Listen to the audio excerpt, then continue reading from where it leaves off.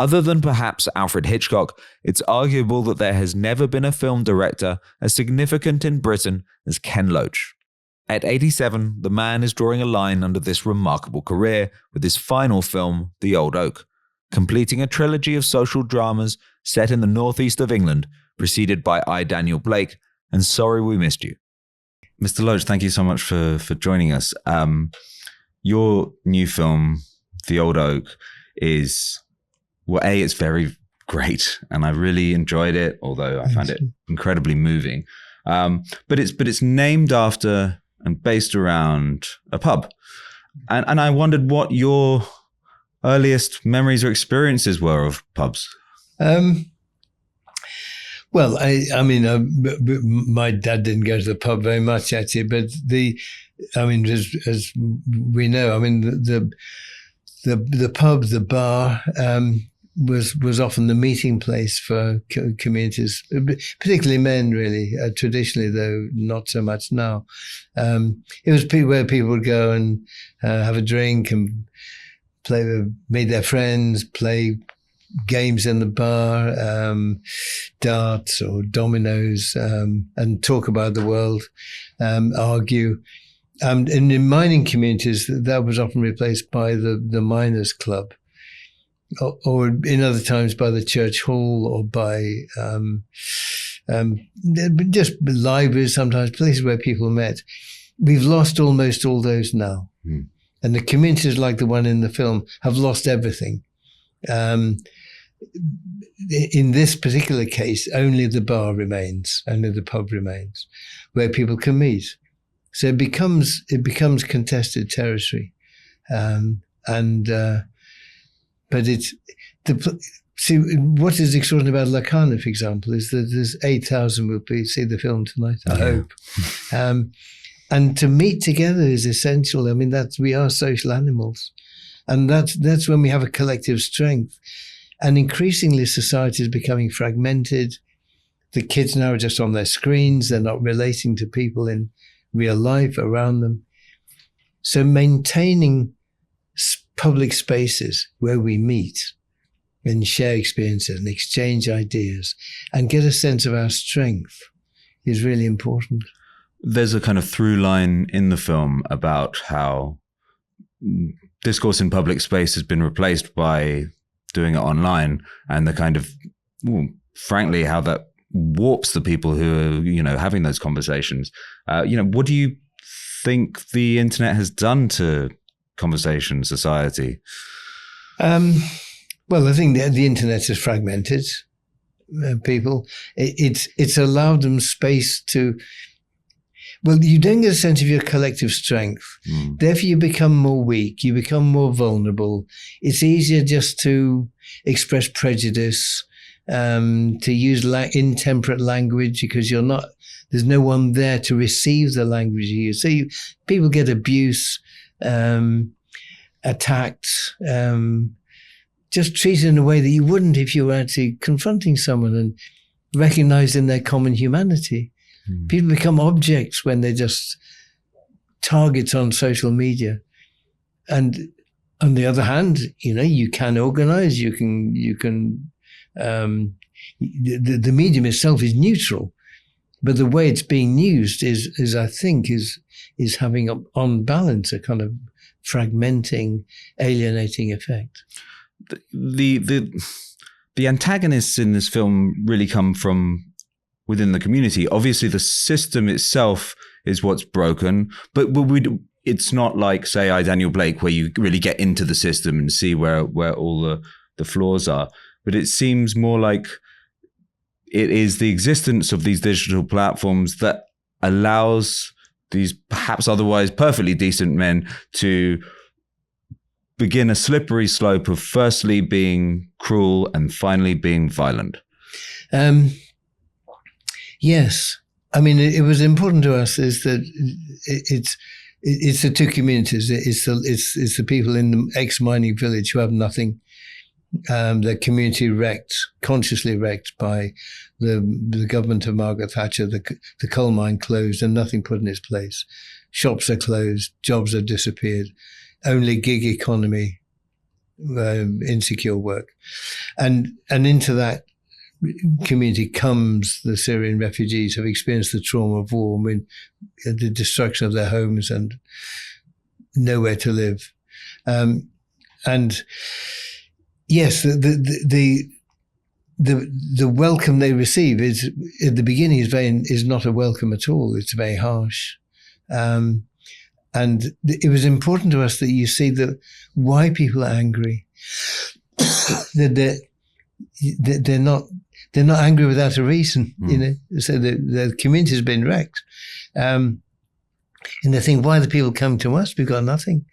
Why not send them to where the infrastructure is good, the people are earning a lot of money, and so there's a genuine anger, and that's the audience that the right-wing press, the right-wing politicians exploit, because now we have politicians who talk about providing a hostile environment to immigrants, consciously a hostile environment.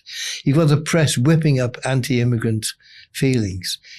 And of course, people who are susceptible to that, when they have a grievance, a genuine grievance, and the consequences, instead of blaming the people who are exploiting them, the politicians who have abandoned them, the big corporations who are ripping them off, instead of attacking them, they attack people who are even more vulnerable, who've got nothing, the immigrants. Yeah, well, I mean, the politicians and the press, they managed to make what is actually a class issue look like a race issue. Yes, yeah, exactly.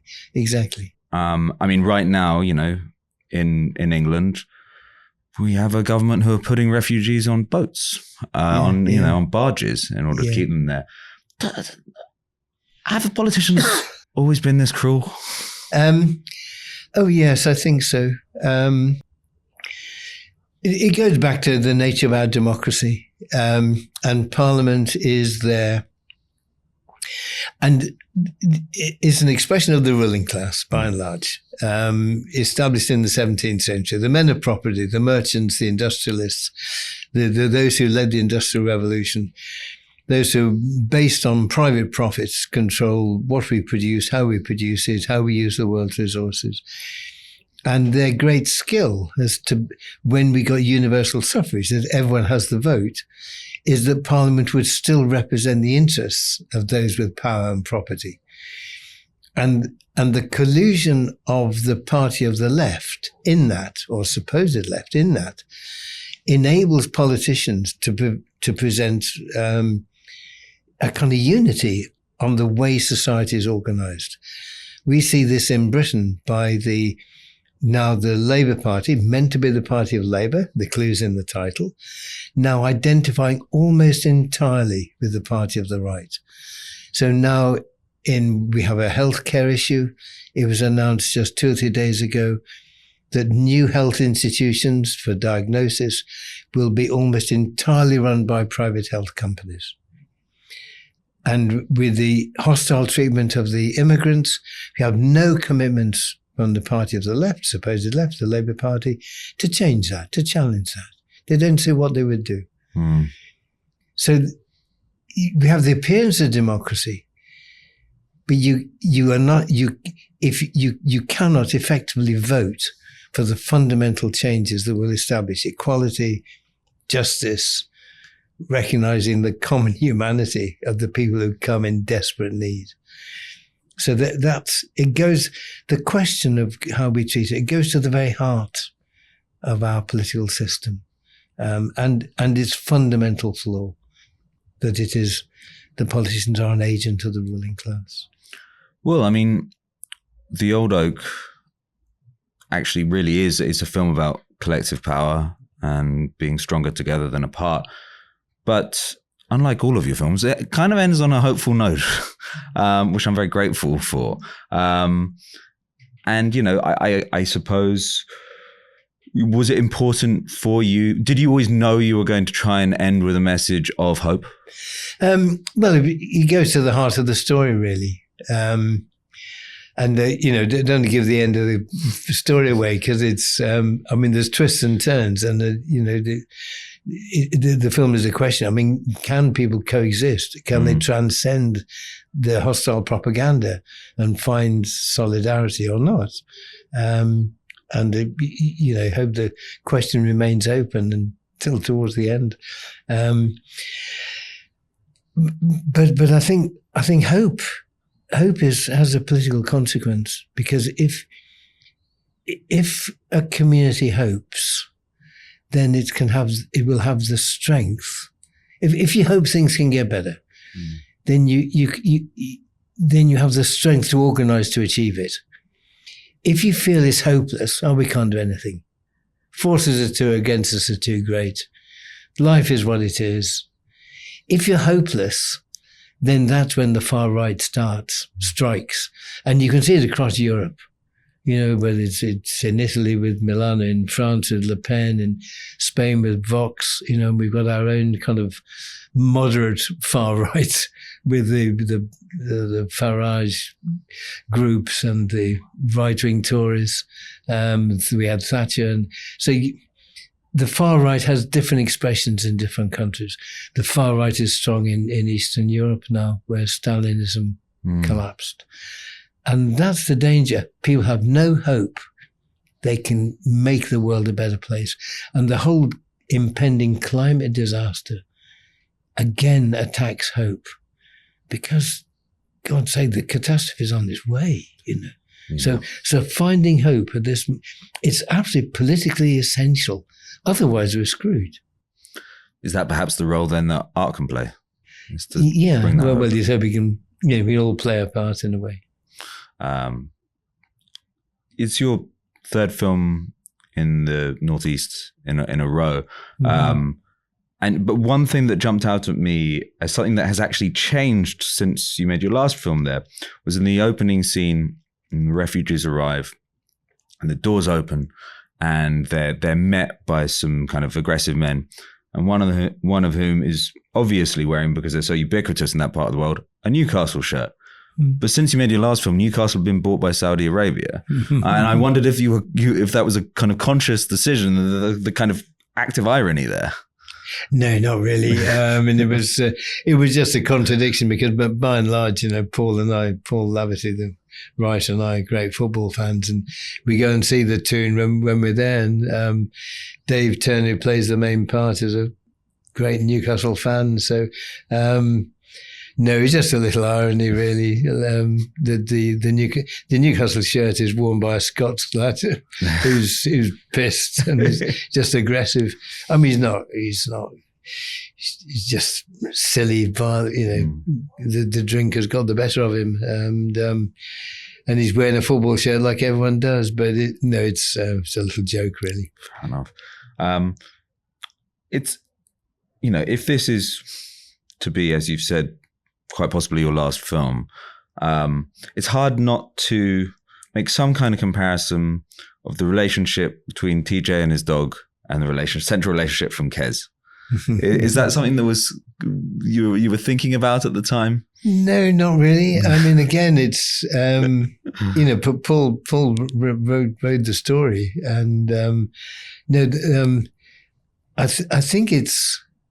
I think it's a lovely idea. I mean, I can say because Paul wrote it, but it's a lovely idea because TJ is isolated when the film starts, and his marriage is gone, and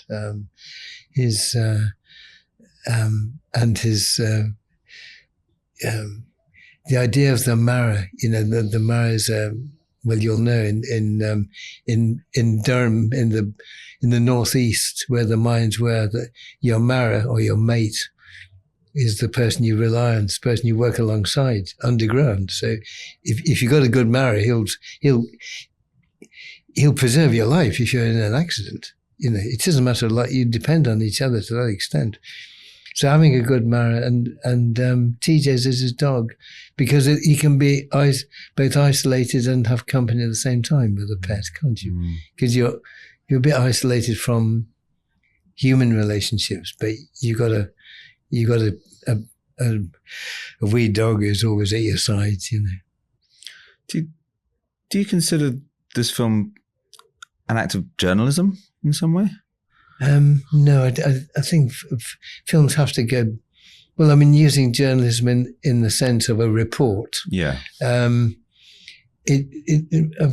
A film has to be more than that. I mean, yes, in part a report, but you've got to explore the real, as far as you can, the depths of the human exchange, really, and the despair of TJ and his capacity to come through that and start doing things again, and the despair of the Syrian families, and can they be touched, and the friendship between TJ and the woman who is the photographer, the Syrian woman, and how they connect to each other. In what way? Where do they find the strength to make that connection? So it's like a good novel, isn't it? I mean, a novel has got to be more than a report. You've got to touch the feelings of people. But a focus on truth is key for you, right? Yeah. Well, I think the truth is the contract with the audience, isn't it? You say, well, we want you to consider this view of the world, and we'll present it as truthfully and as accurately as we can in terms of the medium, in terms of the characters you see. You've got to believe are those characters. So the way they walk, the texture of their skin even is actually, if you were doing the documentary, you say, yes, I believe that bloke is who he says he is. Yeah. I believe those guys are just working men, some without work, in a bar, drinking when they shouldn't in the middle of the day. Yeah. You look at them, you say, yes, I believe that.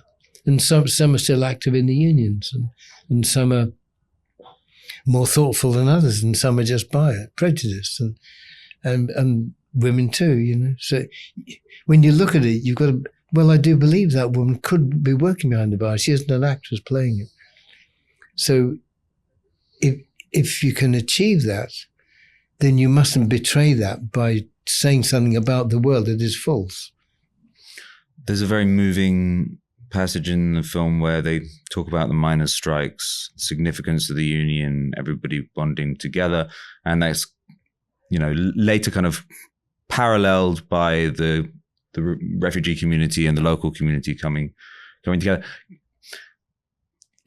Can anything replace unions, or do we need to get back to a place where unions have strength? Well, I think the essential point of a trade union is it's people who have no power individually having power together. And whether you organize and with a union, and the advantage of a union is if you have that strength, you can stop production. And that hurts the employer, that hurts the whole system of production for profit. Workers in a union can say, right, we're going to stop this. You're not going to make money out of us for the next period until we get what we demand. Pull the switch, everything stops. That's real power. So unions have a unique strength and they're uniquely necessary, because that's the most tangible expression of the power of the working class, organized at work at the point of production. People can also organize in communities, and that has great strength too. You can organize in grassroots level on particular campaigns, whether it's to do with preserving the principles of a health service, or keeping a hospital open, or keeping a school open, whatever the needs of the community are. So they're valuable, but unions have a particular strength. So yes, we need unions that are not led to collude with employers, but led to really make fundamental change. If you went into this knowing that this would be your last film, was there a sense of pressure about choosing the right script? Well, there's always a pressure to choose. That's always the biggest question. And working with Paul has been such a joy, because we see the world in the same way, and we kind of tend to laugh at the same things. And so that that I mean, it's an absolute partnership of equals, and you know, I've got, unless Paul writes, I've got nothing to direct. So a film is never by the director. You know, that's director's vanity. It's always a collective, and the key partnership is writer-director. And so the question of what film you do is always the biggest question. So that wasn't affected by whether it was the last one or not. It had to be. It always has to be the film you can't avoid making.